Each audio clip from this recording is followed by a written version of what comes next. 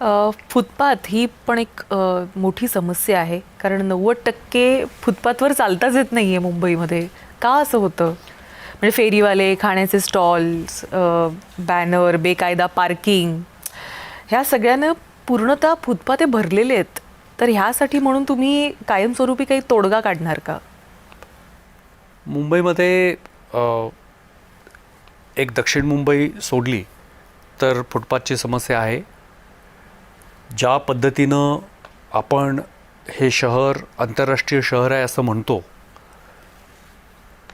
तर ते चालण्यासाठी जसं शहर पाहिजे तसं शहर नाही, याची आयुक्त म्हणून आणि मुंबईकर म्हणून मला चांगली कल्पना आहे.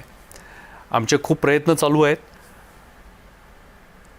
सातत्याने रस्त्याची किंवा रस्त्याच्या खाली ज्या वेगवेगळ्या वाहिन्या आहेत, पर्जन्य वाहिन्या असतील किंवा पाण्याच्या असतील, याची दुरुस्तीची कामं घेतल्यामुळं वारंवार ते फुटपाथ तोडले जातात. त्याची दुरुस्ती करावी लागते. नवीन जागा फुटपाथसाठी फारशा उपलब्ध होत नाहीत, कारण रस्त्यांची रुंदी वाढत गेल्यामुळं अर्थातच फुटपाथ छोटे छोटे होत जातात आणि एक दिवस नामशेष होऊन जातात. ही काय फार चांगली भूषणावह गोष्ट आहे असं मला स्वतःला वाटत नाही. आमचे प्रयत्न चालू आहेत, पण ते फुटपाथच्या बाबतीत फारसे यशस्वी झालेले नाही आहेत. हे देखील या ठिकाणी आपण प्रांजळपणे मान्य केलं पाहिजे.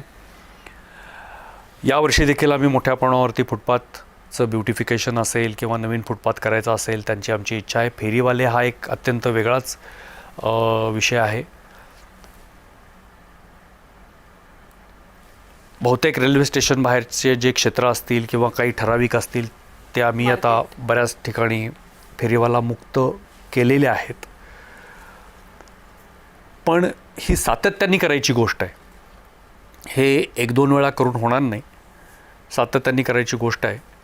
आणि मला वाटतं की या सातत्याने करायच्या गोष्टीमध्ये अजूनही महापालिकेला जास्त प्रयत्न करायला लागेल.